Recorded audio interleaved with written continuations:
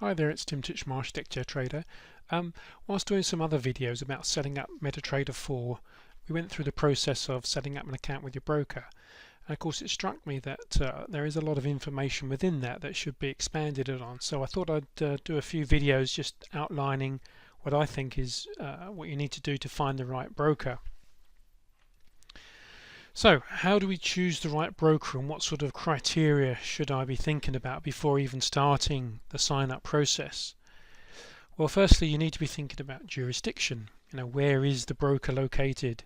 Now I'm in the UK, so I tend to work with brokers that are based in London, and in the last few years it's exploded. There are many brokers, mainly because of the way the regulation works, which we'll cover in a second. But as I say, I'm in the UK, I choose London brokers. Now for Europe, a lot of them are based in Cyprus, come under European law. Now if you're in America or elsewhere, of course you may decide to choose someone like Forex.com, Forex or FXPro.com as well. So do find out whether you're protected.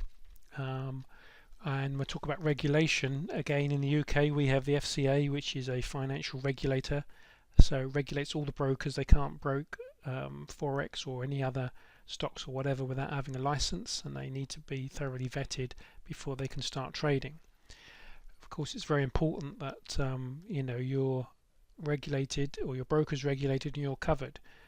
Just a few years ago now, when when Alpari went under, I was trading at the time.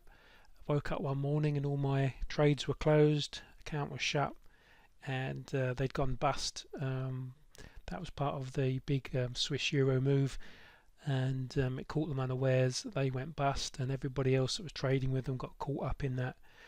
Now luckily they were in London, and they were with the financial regulator.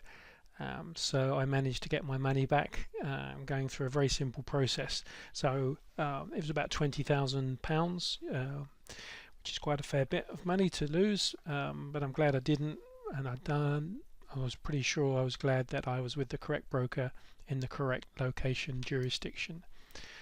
Okay, so next thing to double check, of course, and if they are regulated, they will have their client funds segregated. What I mean by that is the broker itself isn't allowed to use your money for it to run its business. It must keep your funds segregated in a separate account. And one of the lessons, I guess, learnt from the Alpari crash a few years back was something called balance protection. In theory, you would think about it, once your account reached zero, you would be finished, but unfortunately that's not true. What can happen with a lot of brokers is, especially when there's a big drop, a big gap between the price one day or one moment and the price the next moment, particularly over weekends, that happens when the market reopens. The market can gap, which means it moves up or down a significant amount, and during that period any stop losses are effectively ignored. So don't think you're protected by a stop loss, you're not. So if, like in the Alpari scenario, when the Swiss unpegged their currency with the euro, huge drop, and a lot of people were caught off guard. Their stop losses didn't make any difference, and certainly with Alpari that actually bankrupted them. So your balance isn't protected necessarily unless you specifically choose a broker that offers balance protection, meaning you won't lose when your account goes negative. Effectively they effectively take that hit themselves, so you are protected. I mean, it's bad enough that your balance goes down to zero, but at least you know you're not going to have to cough up some extra money. I know Alpari and the liquidator are actually trying to chase people that had negative balances when that happened, so don't think that you can get away with it. They will come after you, so that's very important. Several brokers that I know of that have started offering that are FX Pro, and the broker that I use in London is ADS Prime, or ADS Securities in London. They offer a protected account, so just check that out if you need the balance protection. I mean, to be honest, it's a very rare occasion that this happens, but when it does, maybe you want to make sure you're protected.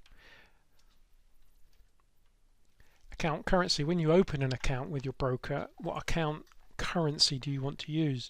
I'm in London, I use GBP, the pound. Makes sense.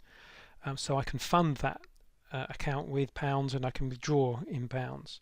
If you're in Europe or maybe in America or whatever, you can have a different account currency, but just bear in mind you'll have transaction costs generally when you fund your account in another currency, and when you withdraw it there will be a transactional and cost involved in that one, which can eat into your profits.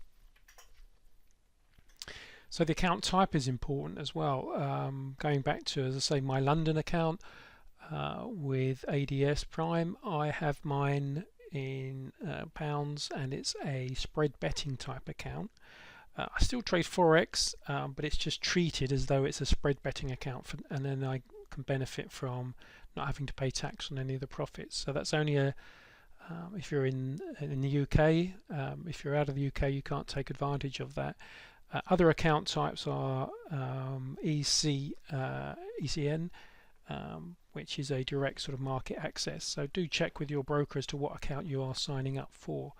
Spreads vary between the accounts, not a great deal, but maybe enough if that's important to you. Leverage: a lot of brokers at the moment offer the retail customer, i.e. that's me and you, a sort of leverage of around or up to 500 to 1, which is a large amount. So you need to be very sort of disciplined in your trading.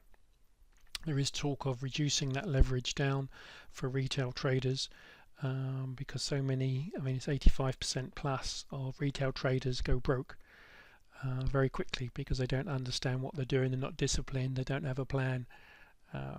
But leverage is the amount that you can sort of top up or borrow. So if you put 1,000 in and you've got 500 to 1, effectively you're trading 500 times 1,000 in your account. Currency pairs, again, depending on what currency pairs you want to trade, obviously all the majors such as the euro, US dollar, British pound, etc., Japanese yen, they're all part of the majors, so most brokers will do those. It's only when you want maybe the minors, some of the minors or exotic currency pairs, you know, the ruble, then you need to check that the broker that you choose supports those currency pairs. Also, with MT4 you can trade other instruments such as stocks, etc., but we're only really focusing on the currency pairs at this stage. Check with your broker as well the trading hours of their server. Not all time is equal, and depending where you are in the world will depend, relatively speaking, when the market's open. We're pretty well based in the UK. The markets for Forex are anywhere 24 hours a day, 5 days a week. But here in the UK they tend to close at 10 o'clock on a Friday evening. Now that's local time. The server time is sort of midnight. So just be aware that there can be a few hours, which makes a difference when you're looking at charts, trying to compare like with like, and each of the servers have a different server time for trading. Also when you're looking at price action, 1:30 non-farm payroll news release on a Friday may be here in London, but of course elsewhere in the world it's a different time. So just check with your broker, as I say, what server time, if that's important to you. Here's a good one: account details. When you're signing up for your account, it pays to pay attention. What you're putting in is your name and address, usually, contact details. Make sure you use your full name, address, proper phone number, because if you don't, when you come to withdraw your money, you'll need to prove who you are, and if it's different name that you give them to the one that you've registered in the account, you'll have all sorts of problems. Many years ago I was with a company in Russia, Insta Forex, and I'd signed up with my first name Tim, but my proper first name is Timothy. Now that caused problems when I come to withdraw the money, because there was a disparity there. Also phone numbers, addresses, make sure you've got all those, as though you were for any sort of money laundering regulations these days. You need to prove who you are to get your, usually to get your money out. They're quite happy to take your money, but to get your money out you need to prove who you are, else there will be a delay whilst paperwork and proof of who you are gets exchanged. So spend a bit of time. Also, I put in my home phone number because I trade from home, and that was fun because I kept getting text messages sent to my home phone which didn't really work that well. So you might want to put a mobile number in where they can contact you should they need to. So funding and withdrawal, as I mentioned earlier, depending on the currency, so you can jump through the hoops on this one, so try and keep this as simple as possible. Here in the UK I can do a bank transfer. I tend to have a bank account that I set aside for trading, and I just do a bank transfer in. It's in within a couple of hours, and then I can withdraw it straight back out again fairly easily with a request. No currency exchange to do there, it's just one account to another. So it's very easy. Of course, when I was in Russia, I had to go through Skrill or somebody like that to make my transfer requests, and everybody in the chain wants their middleman fees, so it does add up, especially if you've got currency to exchange for. I was trading US dollars then back into GBP all the time, and then back when I was putting money in. Also, the further away they are from where you are, then you'll find there's a delay. If you need to fund or top up your account quickly for some reason, there can be a delay in that process of getting your funds in when you need it. Does the broker provide a demo account? Most of them do these days. I tend to trade with MetaTrader, and most of them will have a demo account. So if you're just starting out, it makes sense if you can trade with a demo account, so you want to make sure that the broker supports that. I have many demo accounts on the go whilst I'm trying new trading algorithms and ideas out, so make sure that the broker offers that. Bear in mind that most of them never have a like for like. There's always some difference between their demo account and live account. Maybe they don't show you the overnight swap rates, and maybe the spread's slightly different, so just be aware trading on your demo isn't the same as trading live. Speed, how quick are they? It's improved greatly over the years. In the early days there was a lot of lag, there was a lot of just very poor performance from the brokers, but I think they've all upped their game now. Everyone seems to be in the exchange right next to where they need to be, tapped into huge data pipes. Everything's a lot faster, a lot quicker, so shouldn't be a problem, especially if you're in the same country as your broker. Okay, so I've starting to collect a list of brokers on my website, deckchairtrader.com. There's the URL. You can find brokers on my site. As I say, in the UK I tend to use ADS Securities, or ADS Prime as they're called, but FX Pro is a very good one as well, and Forex.com. So as I say, check my website out for up-to-date current brokers, and experiment and find one that you're happy with. That's the main thing. You want to make sure you're getting good support out of them, and that they're there when you want them.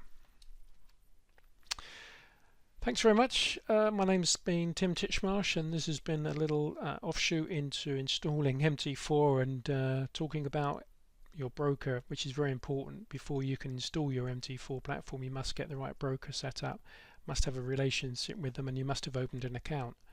Even if you've opened a live account, you don't need to fund it straight away, but of course to do any trades you must have some money in your account, so bear that in mind. Have fun and talk to you soon.